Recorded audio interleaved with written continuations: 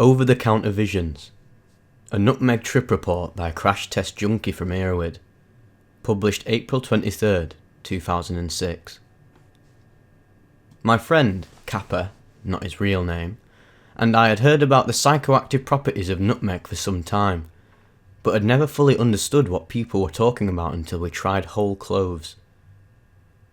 Before that, we had done the ground powder, about 4 tablespoons apiece, once or twice, and found it to be a mildly interesting buzz, but nothing we would comfortably call psychedelic, or even really worth the trouble.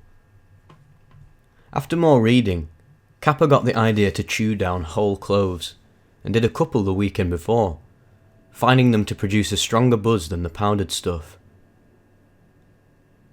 He said that the day after eating them, he had a buzz that lasted all the way into the evening, a warm and relaxing glow all through his body. With my interest piqued, we decided to set Saturday night aside and eat 5 cloves apiece and write and record all that happened. We went to the local natural food store and picked up a jar of unground Ethiopian nutmeg with about 12 or 14 whole cloves in it for about $6 and some vanilla ice cream to wash them down. Whole cloves taste incredibly nasty, way worse than when they are all ground and dry, and ice cream turns out to be a good antidote to wash them down with. We were all set for the great experiment. With my folks out of town for the weekend, we had the whole house for a couple of days. It turns out we would need every hour of those 2 days. We chewed 3 cloves apiece right after dinner, thinking it would probably be best to eat them not on an empty stomach. We had read that some people had died eating more than 2 cloves of nutmeg, but I figured if it was that dangerous, they would say something on the jar.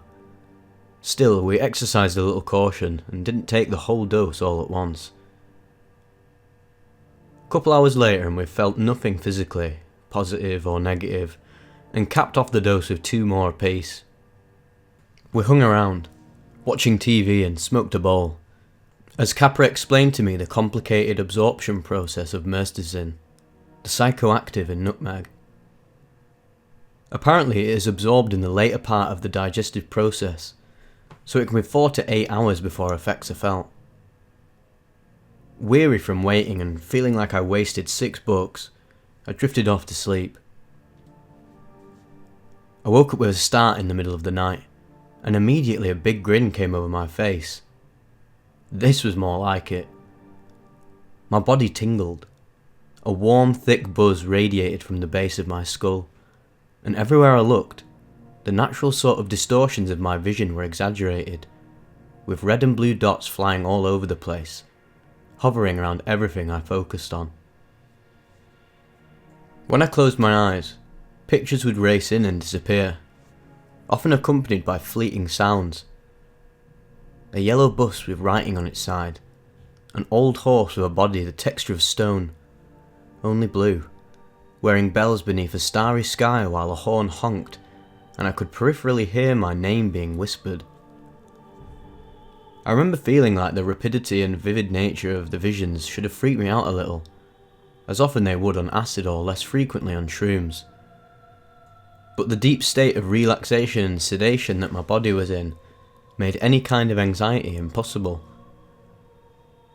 I was in a perfect hypnagogic state, hanging somewhere between reality and unconsciousness, watching the tireless subconscious play out in my visual cortex. It was wonderful and, frankly, a total surprise. I had ingested a spice, for crying out loud. I couldn't believe the strength and the vivid nature of the visions whatsoever. I had experienced plenty of crazy sights on acid, and this stuff was absolutely of the same calibre but far less frightening, even somewhat soothing in a way. It had been about 10 hours since we ingested the cloves. I grabbed my tape recorder and turned it on, and got up to see where my buddy was. I found him sitting on the couch, staring at the wall. We both looked at each other with wide, giddy eyes and nodded. Nutmeg. At some point in the pre-dawn hours, I experienced the most vivid hallucination experience I have ever had on anything before or since. and this is no small statement, as I have done LSD, mushrooms, speed. I stayed up for 5 days on speed till I hallucinated and heard things talking, as well as plenty of other stuff, but nothing will ever compare to this hallucination. Kappa and I were sitting on the couch staring at the white wall, watching all sorts of abstractions come and go, and describing them to each other, when a massive, gentle face coalesced from the twittering red and blue and green shapes. It was dynamic, vibrating with energy, and it appeared to float proud of the wall by a foot or so, gazing right back at us with a sweet, angelic expression. I said, "Cap, do you see that? Do you see that, man?" He replied, "My God, totally, look at its smile." I said, "You see that floating face there?"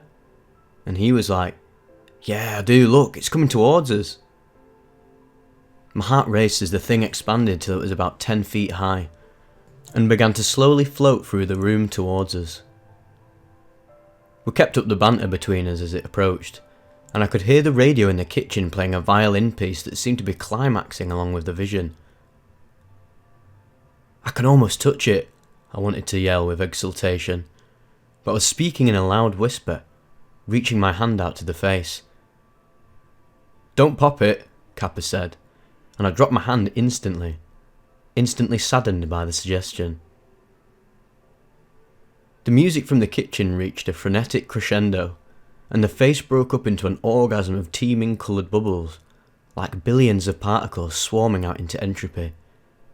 And I heard my friend go, "Woo!" as the little dots dispersed. I looked over at him and the couch next to me was empty. I was sitting all alone in my living room. My heart felt like it dropped down to my feet and bounced back up into my ears, and I called out to my buddy.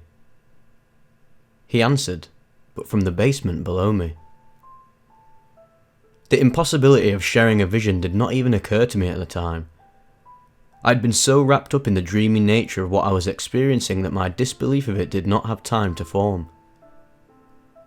Nutmeg is a powerful hallucinogen, but also a powerful sedative, and there was a real sort of narcotic undercurrent of apathetic bliss to the whole trip.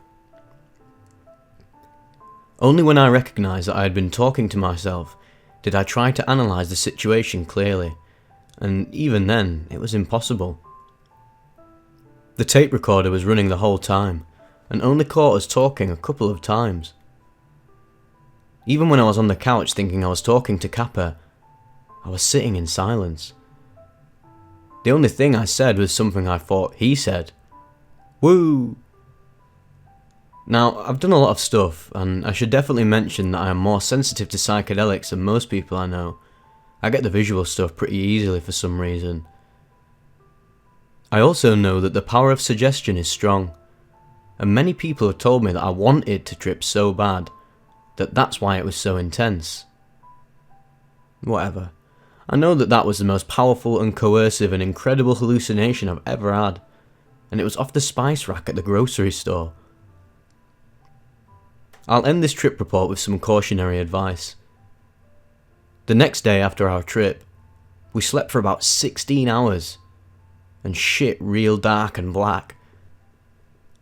After the next couple trips we took, the post-trip knockouts got really long, going to like 20 hours, with us waking up feeling very hungover and nauseous every time. I think the toxic properties of the nutmeg were wearing us down, so we stopped doing it. The most Kappa ever did at one time was 8 cloves, but that seems pretty crazy to me, even though he loved it.